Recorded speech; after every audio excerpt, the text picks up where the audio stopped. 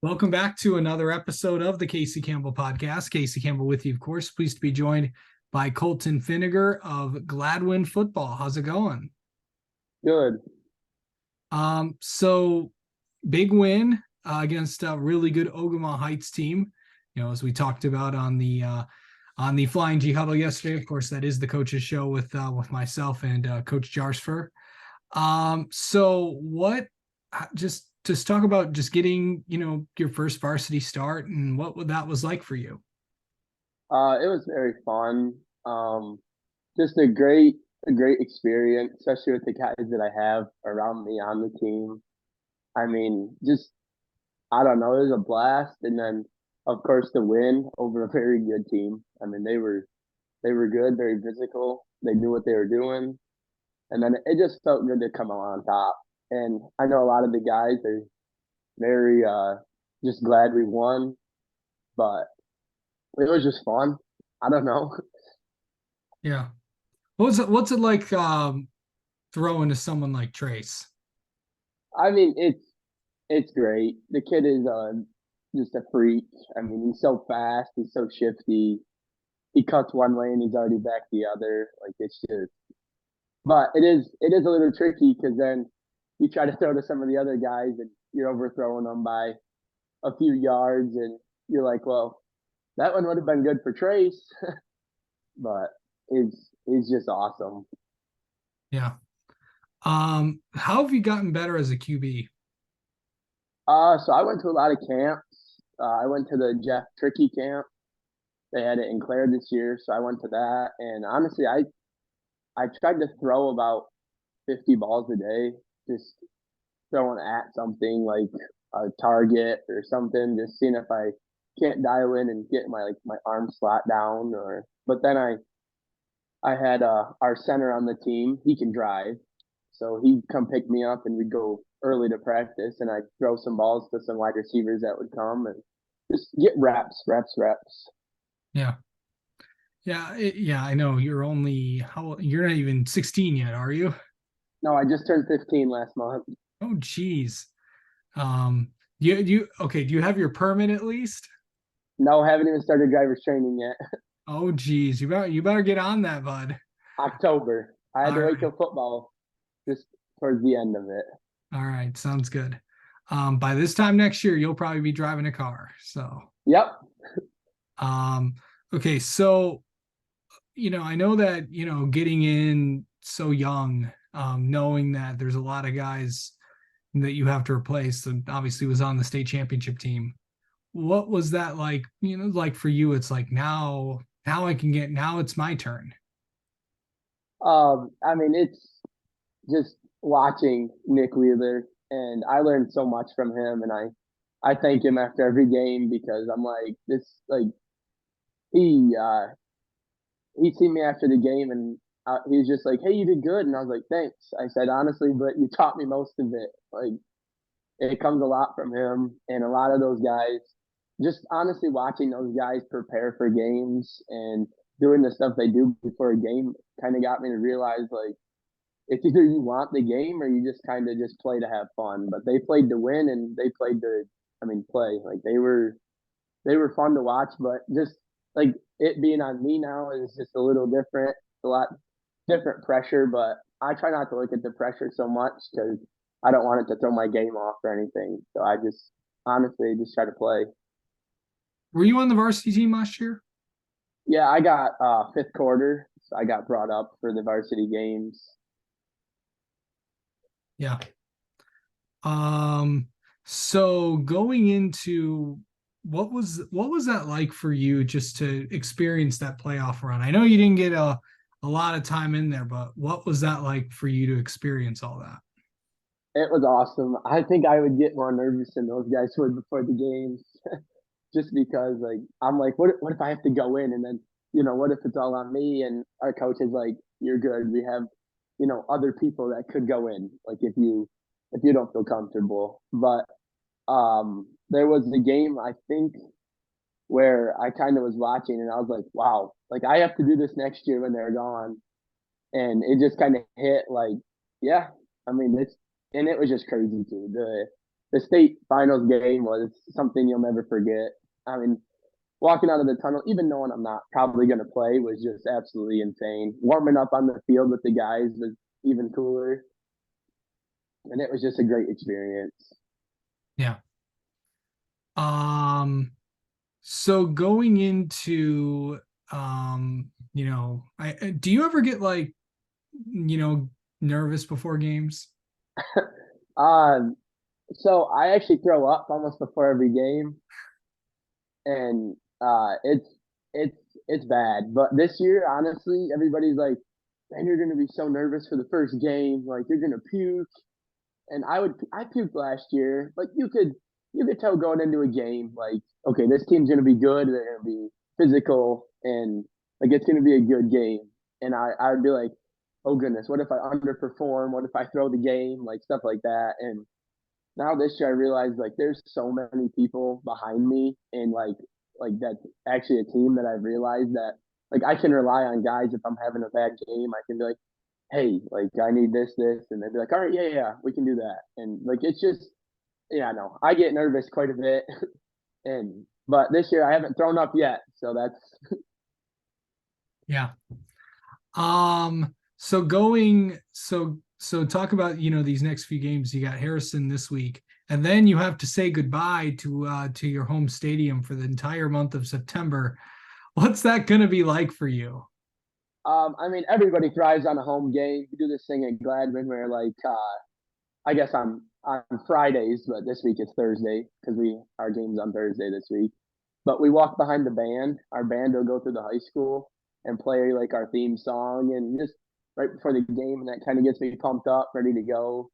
And they'll still do that this year, but then it's just different because I mean, like your home stadium is it feels I don't know, it's just like you got your people that you know on the sideline, and then like I feel like after the game, everybody from Gladwin knows you, and you're just like, "Hey, good job," and it's just the home stadium is just, I mean, it's home. Like it's just where you're. I mean, we grew up playing there. Like youth, we played there a few times, and it was just leaving it is different. But I like playing away sometimes, switch it up.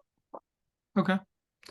All right. So let's get to know you a little bit. And if you saw Trace's interview and maybe Hunter's, you'll know what's coming. It's the famous 10 burning questions. So here we go. Um, how do you mentally prepare for a game? I watch a lot of film. Well, try to watch a lot of film, and honestly, before a game, like going into that week, like we'll have our offensive practice, and I'll get home and me and the coach will kind of send each other clips and be like, "Is this all right? You know, is this good?" And I honestly like to know like what we're mostly running before we go out there, and but to mentally prepare like the day of, I like listening to music, being with the guys, you know, just getting a good pregame meal in and just chilling in the locker room with everybody and just honestly like focusing. Like this is what's gonna happen. And I like to put myself in a lot of different scenarios. Like when I'm laying in bed the night before, like, hey, if this happens, I gotta do this. I just like to mentally prepare. Yeah. On a scale of 1 to 10, how well are you at responding to text messages? Probably honestly it depends. Probably I would say a 7. Yeah. Okay. Okay, so okay, so let's say Gladwin came to you and says, "We're building something in the town. Where there's a new building going up, and we don't know what to do with it." So, what do you think if you got to decide what's something to go in the town, what would you think it would be? It could be anything like a restaurant, a store, another school, or whatever. This is gonna sound very biased, but I would want like an indoor turf facility with honestly with like its own restaurant inside, so we can go in practice and then eat when we were done. I'm not sure, but some developer is probably like, that's not a bad idea. I would do that. I know we were gonna go down to Fair State and kind of look at what they do, stuff like that, and they have their own restaurant, and I thought that'd be cool if we could do something kind of like that. Yeah, that'd be fun. Speaking of food, what is your pregame meal before a game? We do Gladwin. They some parents will either like donate money or they'll bring these sandwiches from the local store, and they're just these little like meat sliders, and they're just so good. And we all sit there and we just, I mean, there's like 50 to 60 of them, and they're just gone instantly. And then we do fruit with the fruit dip, a big fruit tray, and that's usually gone. Yeah. What's your favorite fruit, bud? Oh, I don't know, all of it. I love every fruit. Okay. Um, let's see. What do you do to make yourself feel better if you're having a bad day?